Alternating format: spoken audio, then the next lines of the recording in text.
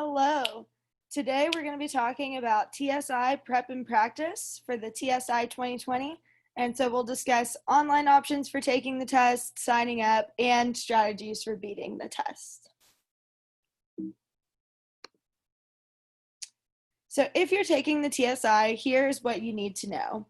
So before you sign up for the TSI, you should be ready to take at least a month to 2 months to study.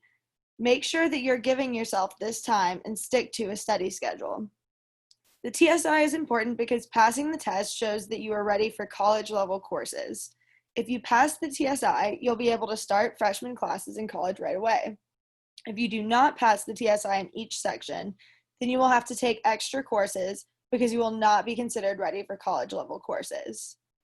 So basically what that means is even if your school says, hey, you don't need to take the TSI this year, we'll go ahead and get you started on classes, those classes are not going to count towards your major and they're going to be remedial classes. This means that you're going to pay extra money to take extra courses. You may have to spend longer to complete your degree, and it's going to take extra time. So if you pass the TSI, even though it's not technically required right now, you'll save all of that time on money on those extra remedial courses. So no matter what college you decide to go to, the TSI is an affordable option and is your best chance. Taking extra courses is expensive and adds time needed to graduate, so make sure that you also work hard and study for your test. You want to be able to try to pass that test on the first try and just get it over with and not have to take those extra classes. So what's on the test? The test is made up of 3 sections. You must pass every section to be considered college ready. If you've already taken and passed one of the sections, then you don't need to retake that. The entire test is given on a computer and will be multiple choice besides the essay. The sections you'll be tested on are math, and so that'll cover elementary and intermediate algebra and functions, geometry, data analysis, and basic statistics. You'll be covered on reading, which is literary analysis, main idea and details, inferences, author's tone and use of language, and finally writing, which is your grammar skills, your essay writing, revision, and sentence agreement.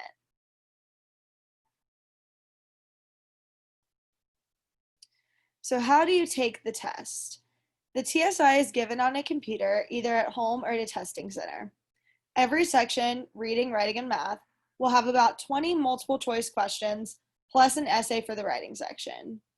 If you do well on the first 20 questions of the section, then you will pass without extra questions. So what this means is you will originally have 20 questions, and if you do well, it'll end there. However, if you do not do well enough on the first 20 questions of the test to pass right away, then extra questions will be added to the test. There are about 10 to 15 extra questions that can be added. The extra questions are called the diagnostic exam, or DE. So if you see diagnostic exam or DE written later in this slideshow, that's referring to the extra questions after the initial 20. These help determine what you need to work on to be considered ready for college courses. The test is not timed for any part of it, but it can take anywhere from 2 to 5 hours depending on whether you have to answer the extra questions. So be prepared that even though it may seem short, the average does take 2 to 5 hours per student. So when you go in to take this test, make sure that you have that amount of time available. So scores and exemptions. So if you've taken any part of the TSI before and passed, then you do not need to take that section again. If you've taken dual credit, you probably already took the TSI and passed that portion of it. So for example, if I took a dual credit English course, I probably already had to pass the reading and writing of the TSI. I'm going to want to check that that's true, but if I have indeed passed the reading and writing section of the TSI, then the only section I need to take is the math section before college. I don't need to retake that reading and writing. So if you've taken dual credit, or if you know you've taken part of the test before, check to see whether you exempted off of that. You can also exempt sections of the TSI based off of your SAT, ACT, and STAR scores. So to exempt from the SAT, you must have a 480 on English and reading. That will exempt you from the English and writing portion of the TSI. If you got a 530 in the math section, that will exempt you from the math portion of the TSI. For the ACT, you must have a 23 composite, and then you must have at least a 19 in math to pass the math portion. So if you have a 19 in math and a 23 composite, you're good on the math section, and you need a 19 in English. So if you have a 19 in English and a 23 composite, you're passed on the English section. For STAR, you need to have the English 3 reading end of course level 2, Algebra 2 math end of course level 2. So again, make sure to check if you've taken the TSI before and passed, but additionally, if you've met these other requirements, that means that you are fulfilled on your TSI requirement and are good to go. If you're confused about this and you know what college you want to attend, you can also check your college portal and see if there's a TSI hold there. That'll let you know, at least based off of your test scores, whether you need to take the TSI.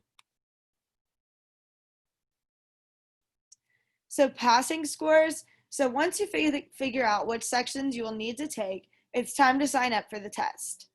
These are the scores that you should be aiming for to pass each section. So again, if you're checking your old previous scores to see if you passed, this is what you'll be looking for. And when you take the test, these are the scores that you want to be aiming for. So for reading to pass, you need a 351. For math, you need a 350. And for writing, it's a little bit more complicated. You need a 340 placement score with at least a 4 on the essay. Or if you have a placement score less than 340, you need an ABE diagnostic score of at least 4 and an essay of at least 5. So when you're looking at your writing scores, check for that 340 placement score first. And if you meet that, you just need a 4 on the essay. If you don't meet that 340, you need that diagnostic score of a 4 and an essay of a 5. So signing up for the test. Once you have figured out which sections you still need to take, you can sign up for the test. Make sure that you checked all of your exemptions and your TSI scores first before you sign up, because you don't want to retake sections that you don't need to. Remember that the test can last anywhere from 2 to 5 hours depending on how many sections you need to take and how many extra questions you're given. Be prepared to allot that time for taking the test.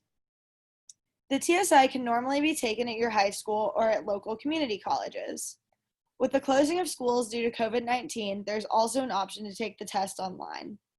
Before you take the test, you must take the pre-assessment.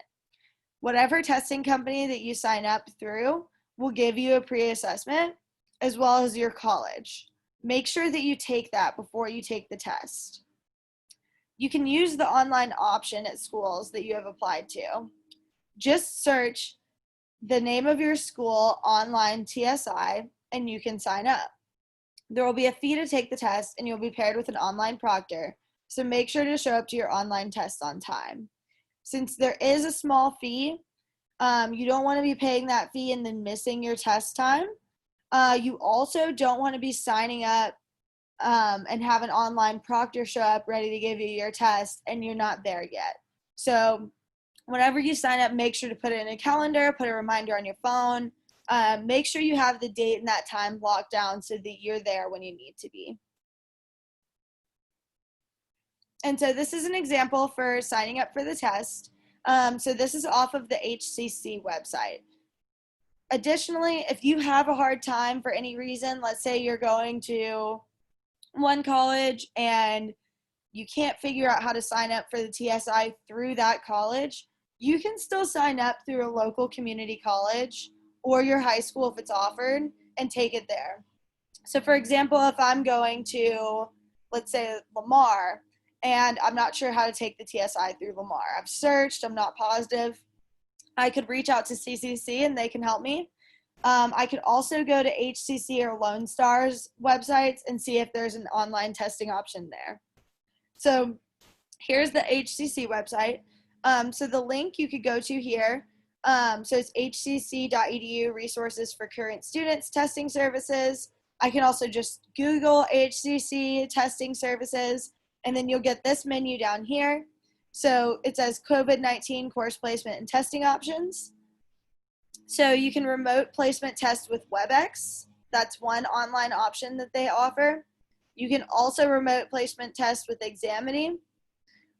Or if you've taken it before, here's the score retrieval request.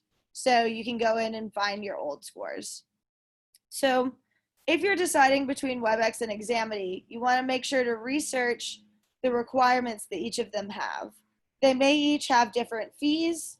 They may each have different time slots available, and they may have different computer requirements. So to make sure to read those carefully and see which one you want to sign up for before you sign up. So on the last slide was a link to the HCC website. If you follow that link, you'll find the information on the TSI requirement as well as 2 platforms. You can sign up for either test. Again, make sure that you have all of the requirements they ask of you. So they may require a certain computer browser. Maybe they prefer you to take it on Chrome or Firefox. If you don't have that, you can download those for free. They may also require a microphone so that the proctor can hear you in the room. They will also require a camera, a functional camera on your device, so that they can see you while you're taking the test. There may also be other requirements, so be sure to read those carefully so that you can get those scores in and you won't have any issues with those scores being processed. If you are not planning on attending HCC, you can search for your college's testing options. If you're still not sure where you're going to college, or again, you're not sure how to take that test through your college, you can test at HCC or at Lone Star and send those scores to the college that you do attend. Carefully read through the instructions that your testing service gives you and make sure to do any pre-assessments given. Studying for the test. Remember that passing the TSI saves you money in college, and retaking it usually costs money.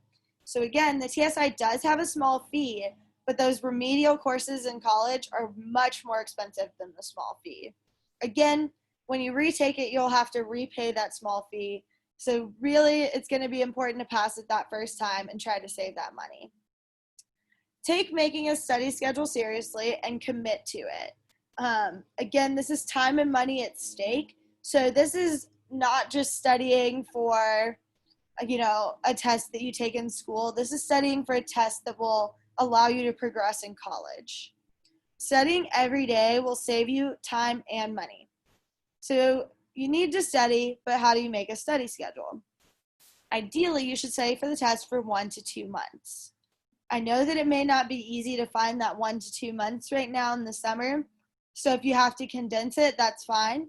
If you condense it, you're going to have to be sure to be extra careful to commit to your studying schedule. So if you study for 1 month, you should aim to work 30 minutes every day and for at least 2 hours over the weekend. If you study for 2 months, work 30 minutes every other day and do 1 to 2 hours on the weekends. If, for example, you can only study for maybe 3 weeks or 2 weeks, then you're going to want to double that study time for a month. So you're going to want to do an hour every day and maybe 3 hours on the weekend or 4 if you can find that time. I know that it seems like a lot of time, but if you commit to that studying now, it'll make it a lot more smooth when you get to the test. You're going to know what's going on. You're going to have become very familiar with the types of questions you'll be seeing. In that test, you can even take quicker since it's not timed. So write out your practice schedule beforehand on a calendar, in a planner, or in your phone.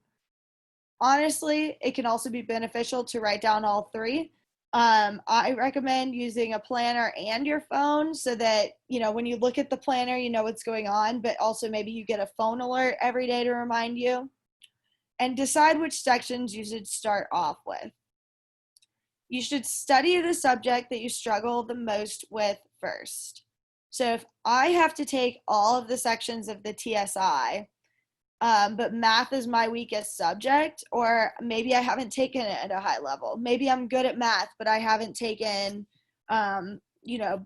too far beyond geometry, or I haven't taken a very high level of math, I didn't take it in honors, then I'm going to start by studying that.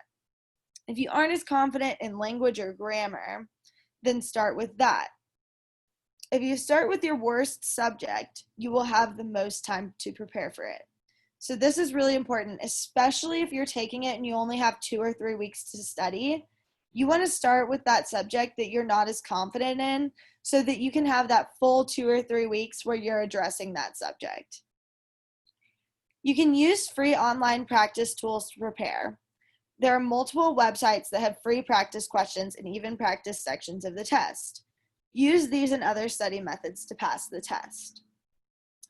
So again, when you're making your study schedule, you want to go based off of how much you feel you need to improve in your sections, and keep your study habits in mind. So if I'm going to be studying an hour every single day, maybe that first 3 days, I really want to only focus on math to try to brush up if math is a bad subject for me. Or maybe I want to spend that whole week brushing up on math. However, maybe I'm a student who, I get bored easily. If I get distracted easily, that's fine too.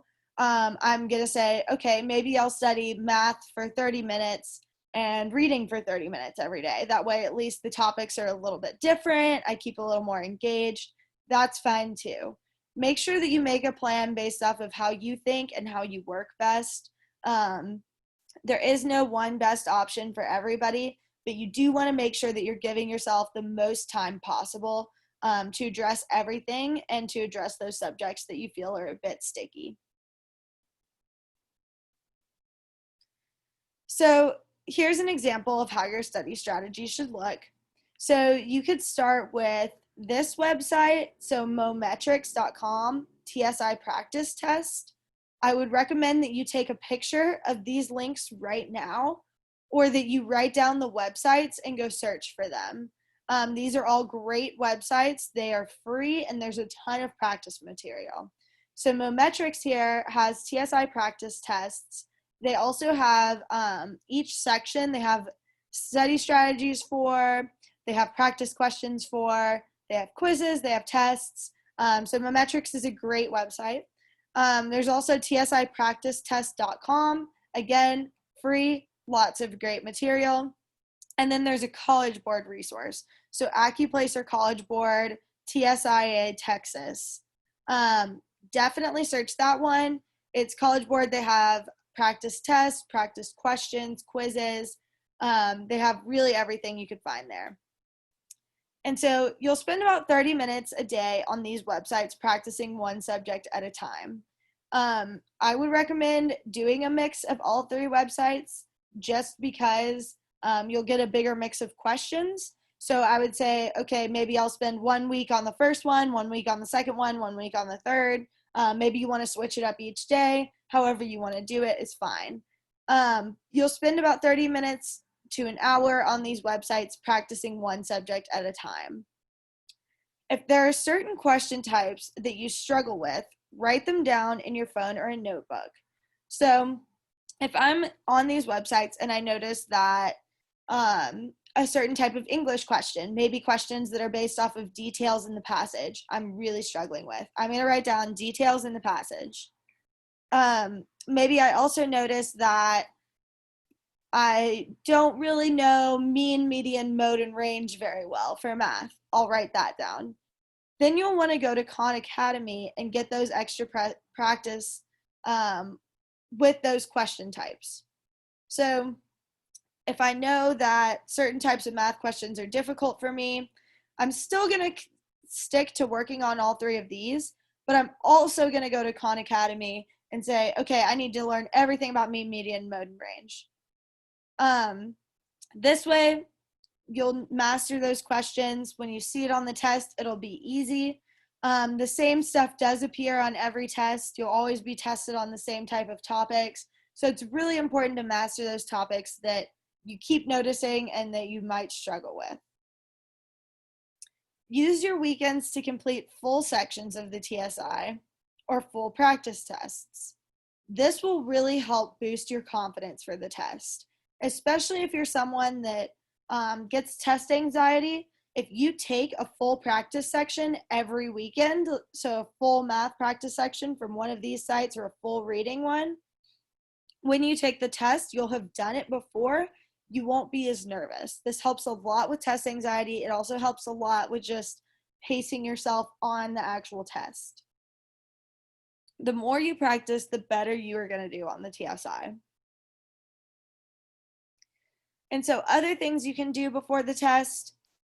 So here are some other strategies that you can do to boost your score that's not just using the links mentioned before or Khan Academy. So one thing you can do is to read something every day to help with grammar and vocabulary skills. So the best thing you can possibly do to increase your reading skills is to read. This honestly is also a huge help in college. Once you move to college, your courses will likely be more reading centric. So get used to reading a bit every day. These don't have to be big books or super academic books, but try to find maybe legitimate articles online, magazines, newspapers, or fun books. So for example, like if I, don't have a ton of time to spend every day, but I want to boost my reading, I could maybe subscribe to an article series on Snapchat that I really enjoy. So for example, like I follow like Washington Post or CNN or whatever news outlet that's on there that posts articles. Those are written with legitimate grammar and spelling. And so when I read those, that's great practice. You can also find magazines or again, newspapers, anything local that's legitimate. So maybe Houston Chronicle, Texas Tribune, or if there's a fun book, just make sure it's at a good reading level. So, Harry Potter is fun to read, but that is a lower reading level. You want to find something that's geared more towards high schoolers. You can also make flashcards for things that you need to practice with. So these could be vocabulary words from practice tests that you don't know, short grammar, math rules, or tips for reading. I would recommend that just as you study, you keep a deck of blank index cards. And then as you see things that maybe you want to work on, want a refresher on, just write it down and then set it in a completed pile. And so as you study every day, you'll build more to those flashcards and then maybe spend just 5 or 10 minutes looking at those flashcards after you finish studying. And then finally, you can pretend you were teaching some of the questions. So this is a great practice strategy in general. It is a really helpful one in college as well. So how would you explain it to another person? If you have other friends taking the test, you can quiz them. So maybe if you feel like you're pretty confident on a math or grammar rule, see if you're confident enough that you could explain it to someone else. If you still find it a little hard to explain why that rule is what it is or about the details of the rule, then you know that you want to keep studying a bit more.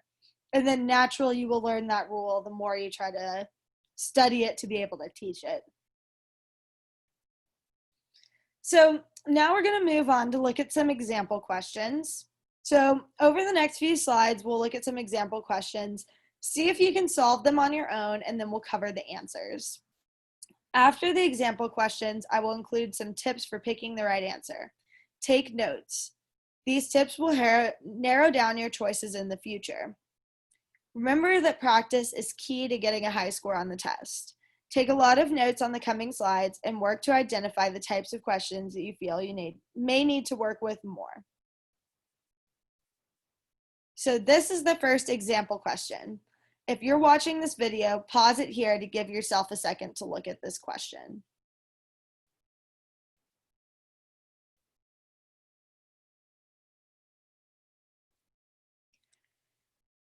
So to find the solution to this question, we can start off with seeing what we know and what we're looking for.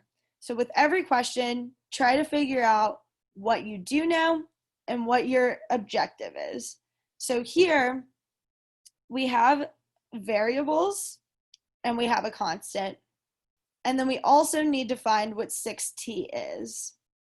So if I'm taking the test, I would probably make a note on my scratch paper that I'm looking for 6T.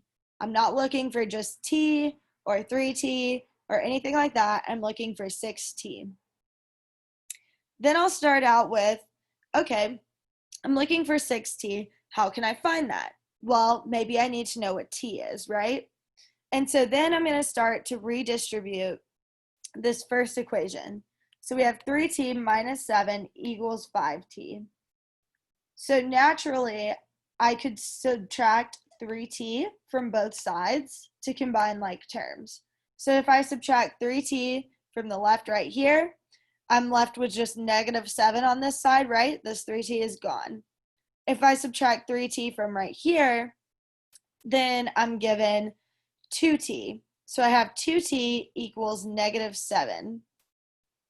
Well, I don't need to find 1T, right? I have 2T equals negative 7. Well, 2T times 3 equals 6T. So I'm going to multiply my 2T times 3 and my negative 7 times 3. This is going to leave me with my negative 21 as an answer.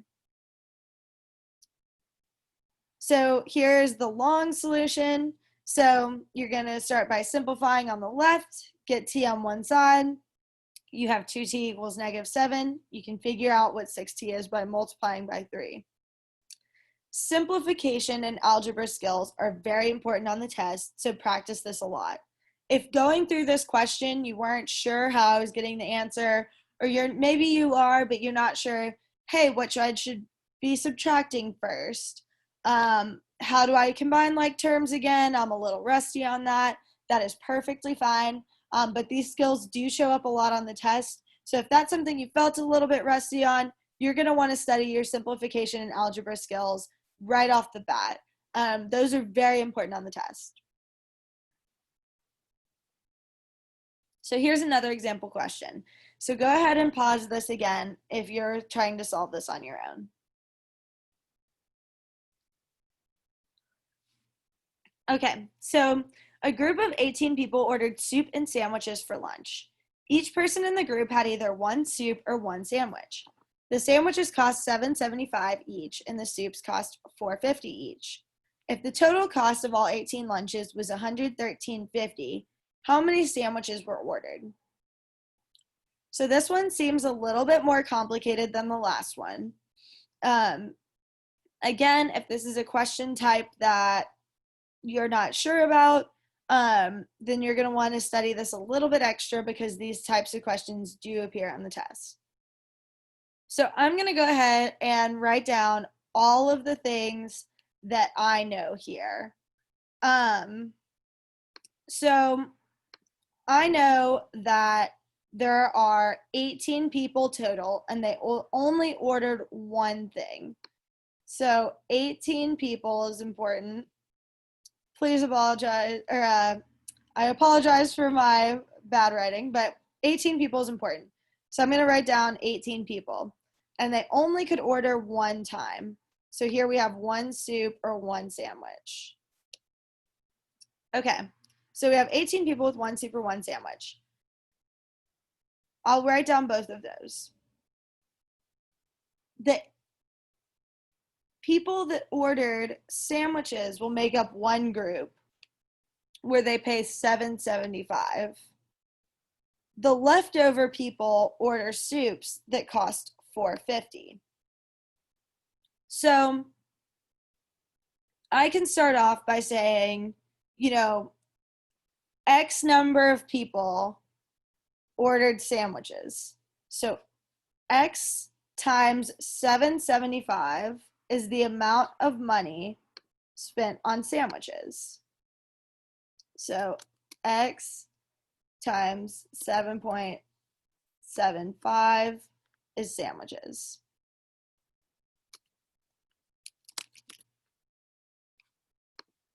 I also know that the leftover people ordered soups.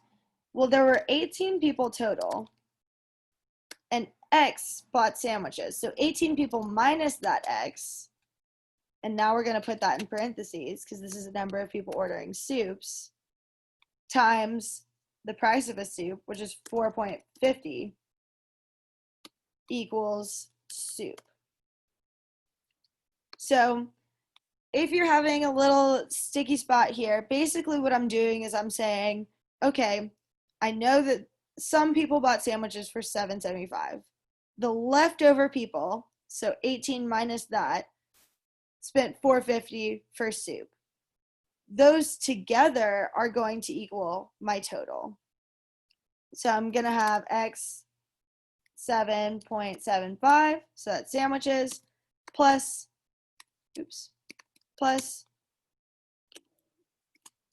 18 minus X times 450 equals 113.50. So now we're going back to kind of what we were doing last question, now that we have this equation. So last question, remember we had to combine like terms and then simplify down. So if we do that here, if we combine like terms and we simplify, that'll give us our number of people ordering sandwiches, right? Because we used X for the number of people ordering sandwiches. So if we simplify down to find what X is, now we're going to know how many sandwiches were ordered. That was our main goal of the question. However, if you find this complicated, there is a shorter trick for doing this.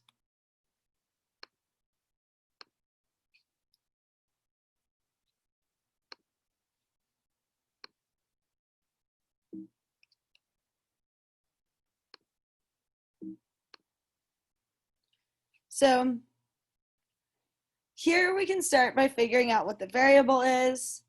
We know there are 18 people and we know the price of sandwiches and soups. What we don't know is how many people ordered either. This explanation below will show you how I solved it again. So N is the number of sandwiches ordered, 18 minus N is the number of soups. Sandwiches are $7.75, the soups are $4.50. And you'll get the same equation that I wrote out. They used N instead of X, but it's the same, so $7.75 times N plus 4.5 times 18 minus N. You multiply this out, and you can simplify, and you'll end up with 10 sandwiches. However, if this was a struggle, you can also solve this by plugging the different answer choices back into the question and see if the answer matches what you're looking for. So if we go back,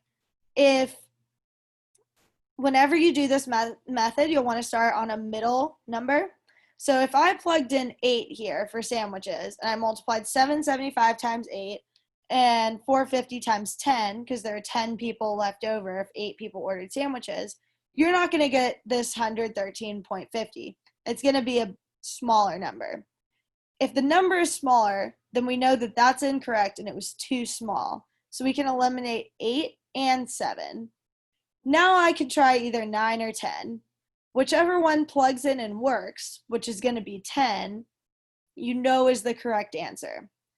Be sure that if you ever use this method, you go ahead and just check. So if 8 was too small, I know 7 is too small, but let's say 10 works. I might just double check 9 again and make sure my math wasn't off. But this will give you the correct answer. It does seem a little bit like cheating. It's not cheating. It's just a strategy for getting through these questions. So if these are something that you struggle with, maybe try doing that alternative option as well. But again, remember that algebra, basic algebra, and simplifying is very important. So you're going to want to master that to do these types of questions. So here's our final math question. Make sure to pause this if you're working on this on your own. So the table above shows the high temperature last Thursday for 5 cities, A through E. If the median of the Thursday high temperatures for these cities was 81 degrees Fahrenheit, which of the following could not have been the high temperature last Thursday for city A? So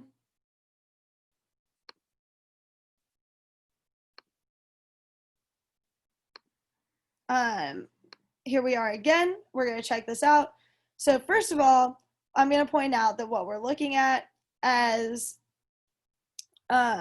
which of the following could not have been the high temperature last Thursday for city A? So the not is very important here. I'm going to circle that. Sometimes you'll get these questions. It can be kind of tricky, especially if you're trying to work fast. So make sure to circle the not whenever you see it, or write it down on your scratch paper. Next thing I'm going to think about is, what is a median? So mean, median, mode, and range are a question type that will appear on this test. It's considered basic data probability manipulation, so it will appear. If you're rusty on your mean, median, mode, and range and what those all mean, then you want to write that down right now as a thing that you're going to want to study.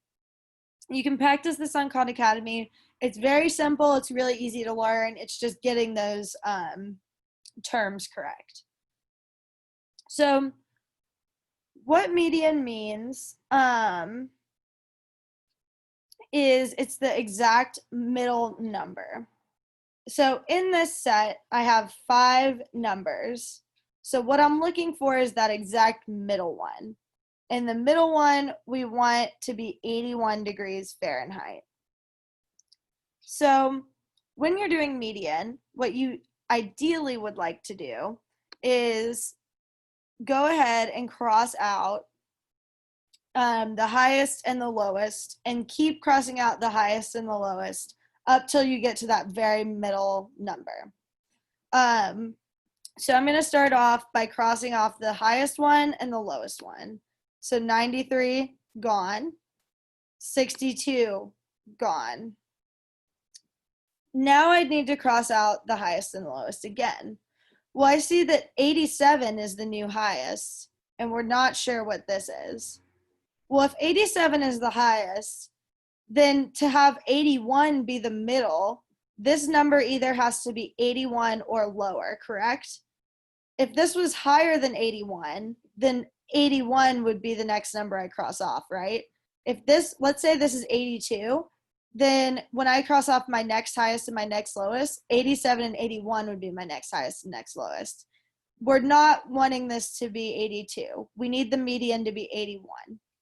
So I'm going to cross off 87, and then I need something lower than 81 here. So which of these is not lower than 81? Remember, we're looking for what cannot be the high temperature. So the only one that's not lower than 81 is A, 85. So that's going to be my correct answer. Again, if this is complicated, you will want to study that mean, median, and mode and range.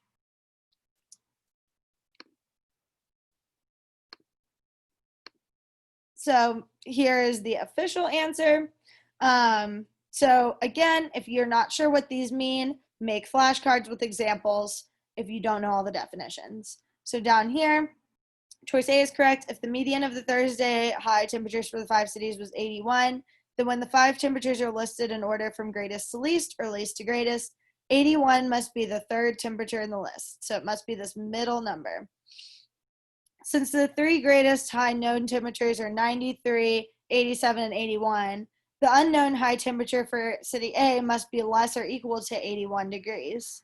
Of the given choices, only 85 is not less than or equal to 81 degrees, and therefore 85 could not have been the high temperature last Thursday for city A. So now we're moving to reading. Again, pause at the beginning of each of these if you're trying to work on these on your own. So when we think of volcanoes, eruptions, lava, and smoke-filled air come to mind, all occurring on land. Most people are surprised to learn about the prevalence of underwater volcanoes on our planet.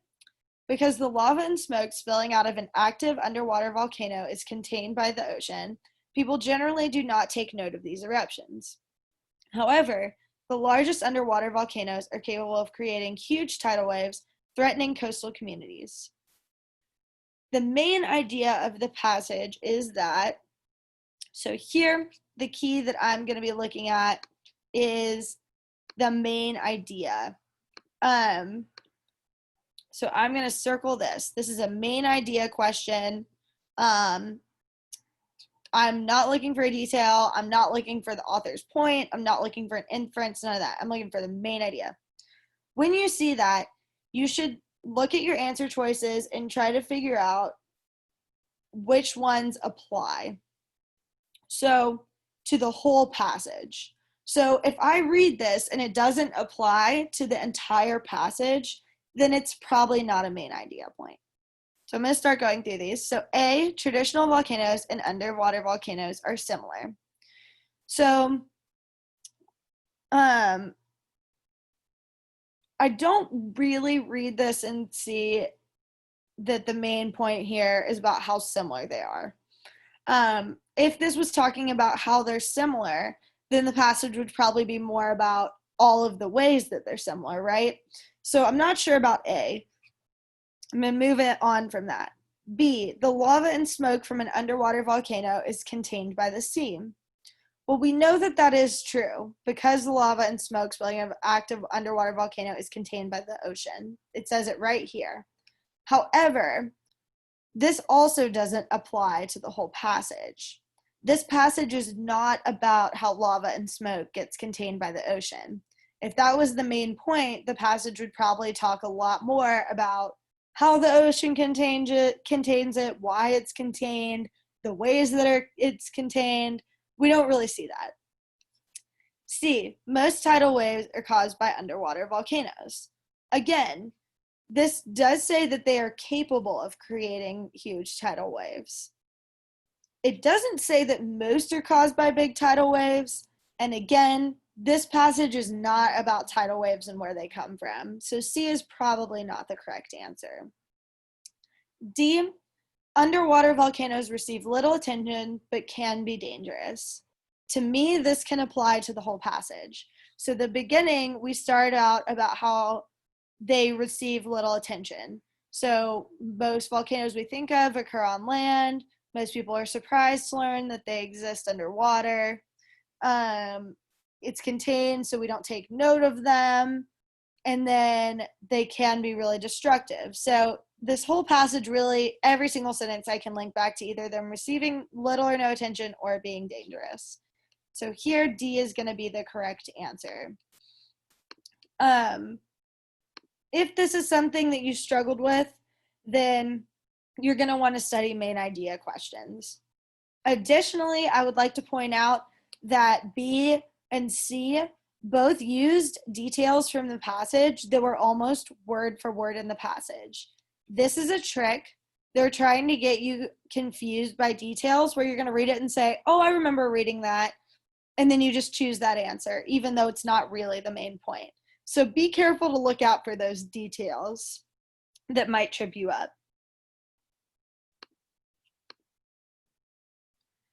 So again, many questions will ask for main point, main idea, main purpose. Look back at the passage and figure out what the passage is overall about. One good tip for this, if you do find that you struggle with main idea, is try to think of what the passage is about before you even look at the answer choices. This will make you less likely to get distracted by the detail questions that are trying to trap you. So if I read that passage and I see that it's a main idea question, I'm going to look at the passage again and say, okay, what was going on here? What did I take away from this? Then I look at the answer choices and see which one of those fits best. And again, choice D is the correct answer here. The main authors of the Declaration of Independence and the Constitution are usually thought of as America's founding fathers. Other less known personages also deserve the title, however, and Noah Webster was one of these. Through his writings, which include the still influential dictionary that bears his name, Webster sought to legitimize an American English that was independent from British spelling and pronunciation. For instance, Webster removed the U from color, creating the distinct American version of the word. So, what is the main purpose of this passage? We see that this is another main point one again. So before I look at the answer choices, I'm going to think about what this passage was about.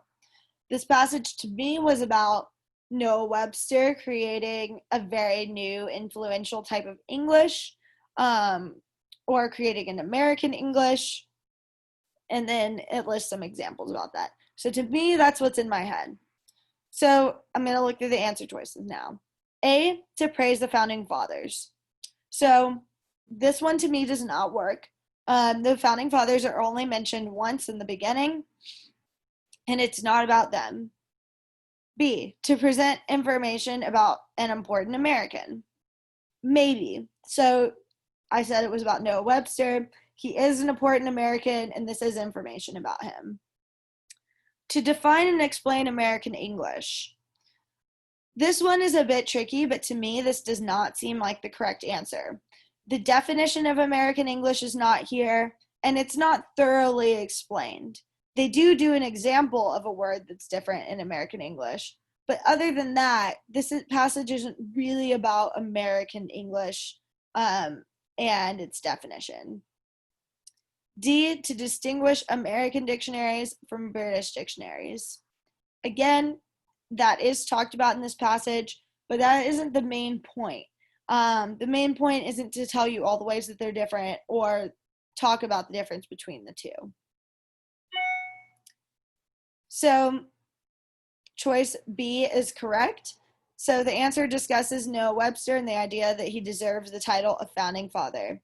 The author clearly considers Webster important, citing his still influential dictionary and his attempt to legitimize American English. Choice A is incorrect because although he mentions the founding fathers, it was not praise for them. C and D are incorrect. They do mention American English and an American English dictionary, but those are not the main point. So if we go back, we see that the information about an important American is the best one. Finally, if y'all look at this and you felt like B was very vague, that it wasn't correct because it didn't even say his name, it just said to present information about important American. Honestly, a lot of the times, these types of questions are the best answers because you can't prove them wrong. So present information about an important American. There's nothing about this is wrong with that. So if you were reading it and you thought, okay, well, that's just really general and it didn't even say his name, that's fine. He is an important American and they did present information about him. So B is the correct answer here. The other ones just missed the mark by a bit. They are not quite the right answers. Our final reading question. So plywood, while not the most pleasing wood to look at, has become incredibly important building material in house construction. It is flexible, inexpensive, and strong. Its strength is due to layers of thin wood glued on top of each other, with the grain of each layer making a right angle with the grain of layer below it. This way of layering the sheets of wood makes plywood difficult to break. According to the passage, the arrangement of the layers of thin wood explains plywood's strength, cost, attractiveness, or flexibility. So looking at these, all of these are mentioned in the passage. In the passage, it does mention that it's strong, affordable, not attractive, and flexible. What we're looking for is how the arrangement of the layers of the thin wood has to do with plywood. So I'm going to go back in and I'm going to search for where they mention arrangement of the layers. That is the key to this question, is the part that mentions the arrangement of the layers. So I go back up. I see its strength is due to the layers of thin wood glued on top of each other with right angles. This way of layering the sheets makes plywood difficult to break. So both of these sentences mention that the layering is what makes it strong. A is going to be my correct answer here. They do not mention that the layering is what makes it cheap. They do not mention that the layering is what makes it attractive. They do not mention the layering with flexible. Even though all of these things are mentioned in the passage, in every sentence that talks about layering, we see it talks about strength. So A is going to be correct, or our correct answer. So to know a little bit more, this question is about a detail. Like main point questions, you should try to look in the passage and just try to decide what the answer is before you look at the answer choices. This will help you figure it out correctly, especially if you're someone that gets caught up by other details or you get distracted. You want to look at the passage first and then look at the answer choices. Make sure that your answer comes from the passage and not from anywhere else. So additionally, maybe you know a lot about plywood and you know that the layering is what makes it flexible or what makes it cheap. Don't think about your outside knowledge. Make sure that your answer only comes from the passage. And now finally, we're going to look at some grammar questions. So in context, which of the following is the best way to revise and combine sentences 1 and 2? So seaweed-based fuel could one day power your car. It is more than just an ingredient in a purifying face mask or a sushi roll. So this one is a little bit complicated, but just know that with grammar questions, you want the grammar to all be correct, and you want the sentences to flow well. So they like to see that the grammar is correct, but also if the sentences seem like they're not in a logical order, that's reason also to change your answer. So you want it to be in a logical order, and you want the grammar to be good. So let's start looking through these answer choices. So seaweed-based fuel could one day power your car. It is more than just an ingredient in a purifying face mask or a sushi roll. A is incorrect because of this comma. These sentences are both complete sentences. Seaweed-based fuel could one day power your car. That's a complete sentence. It is more than just an ingredient. That's a complete sentence. You cannot combine two complete sentences with only a comma. If you're not sure about comma rules, write this down right now.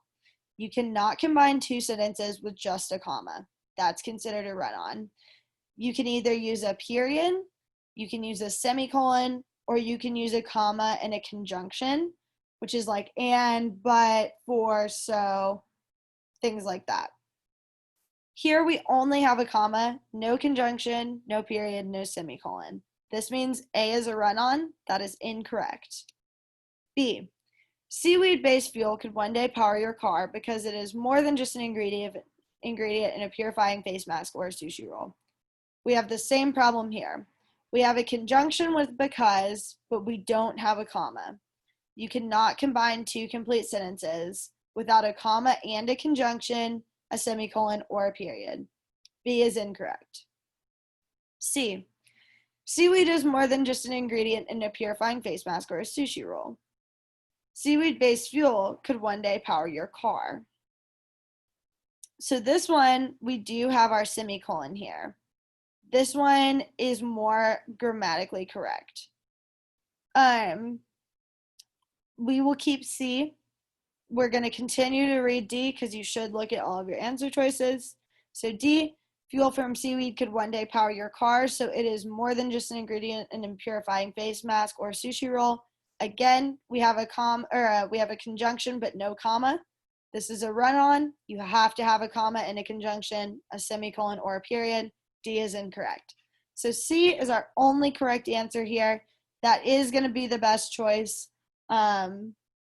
If you struggle with commas, please review those rules I just mentioned and more. There are a ton of comma rules, and they will appear on the test. And so again, we see that C is correct.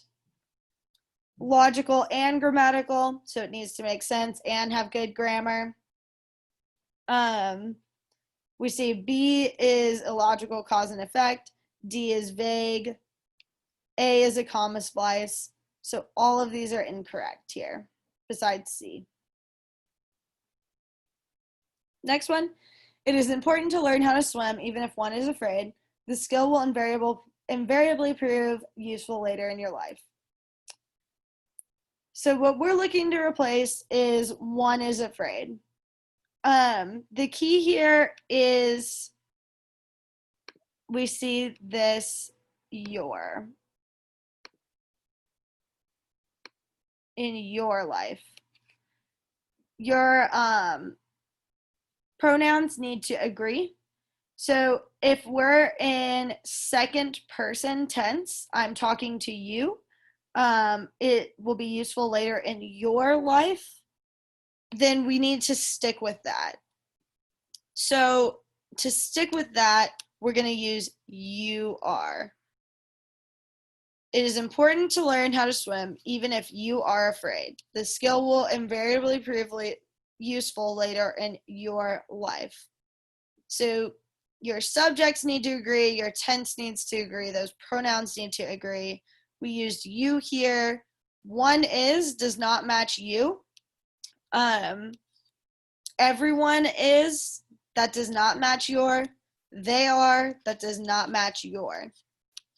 If this was tricky, you want to review your pronouns and your person tenses. So this is a second person tense.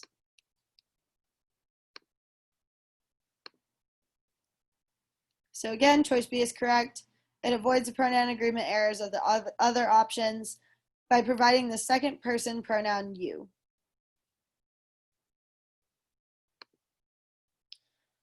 Horror films that keep viewers in a stage of endless fright and which draw record-breaking crowds. So here we have to edit this middle part of the sentence that's underlined. This sentence is not a complete sentence. Horror films, and then that is used as a descriptive.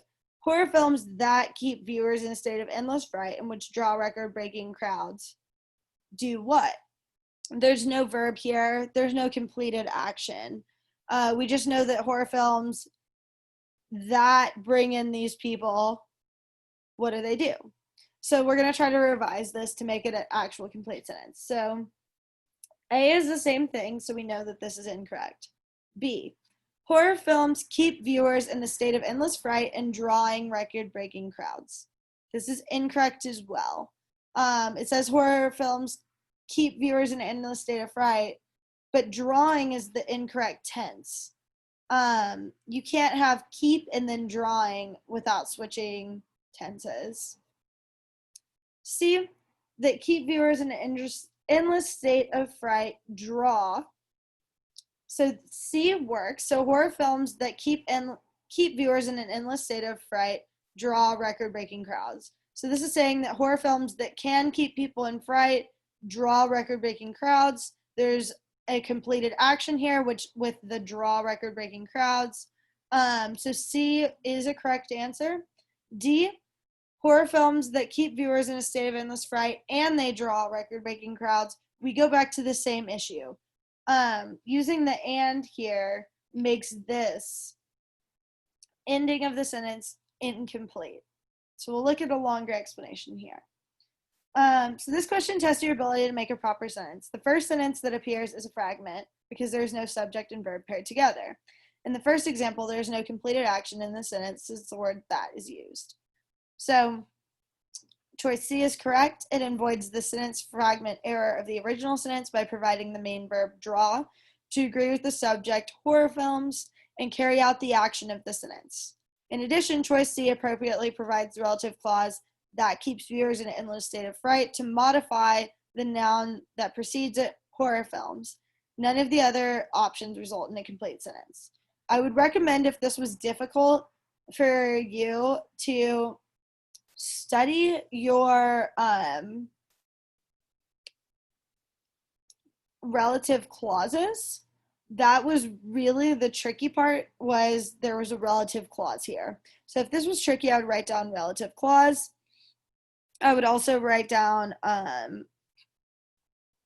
modifiers to study, and just make sure that you're reading full sentences and studying full sentences. Again, fragments appear a lot, and sometimes those fragments look like real sentences. So make sure to study sentence fragments. Make sure to study relative clauses. So wrapping this all up, so these example questions are just a few question types that will show up on the test. Obviously, these example questions didn't cover everything. The grammar, reading, and math content covers a wide variety of topics. So see slide 2, you can rewind this presentation to see those topics again. So be sure to prepare by practicing all of the different subjects that will appear. Some key things to remember as you study: understanding the fundamentals will take you very far in the test. If you are good at simplifying in math, and if you know that algebra, understanding the main topics, or that'll make you better in math. So simplifying and algebra, those are the math fundamentals and understanding them will make you go very far in math. If you understand main topics in reading and sentence structure with grammar, then you will succeed in the reading and the grammar. So again, being able to find those topics, being able to find those details, understanding how sentence structure works and the weird, tricky parts of grammar. After that, the rest of the studying gets much easier. So when you start studying, make sure to spend a lot of time on those fundamentals. Don't get overwhelmed and try to study everything at once. Really focus on those fundamentals to begin with. Make sure that you've got those down and then push further with your studying. Finally, make sure that you do make your schedule. It's a lot easier to get the study time you need if you commit to a schedule. If you have friends that you can study with, reach out to them. Maybe y'all can make a schedule at the same time, do a little bit of Zoom flashcards with each other or something. If there's a certain time of the day, maybe you have half an hour before dinner or after dinner, or maybe you want to do it first thing when you wake up. Schedule that time every day. Make it a habit and commit to that schedule so that you don't have to think about it. So it's not like pulling teeth to study. You want to make sure that you have a time slot figured out and that you commit to it and that your family even knows about it so they know to leave you be to study for, that half hour, or however long you're giving yourself every day.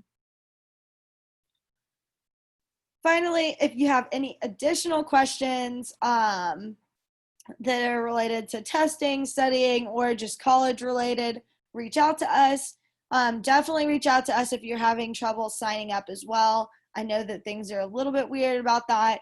So if you have any sign up related questions, reach out to CCC and we are here to help you. So you can text us on Signalvine. You can email us at collegecommunitycareer@gmail.com. You can also follow our socials to get more reminders and to get more information about things currently going on and updates that are academic related. So thank you for joining us today. Please make those study schedules. Please get started, and definitely do not feel shy to reach out to us if you have any questions.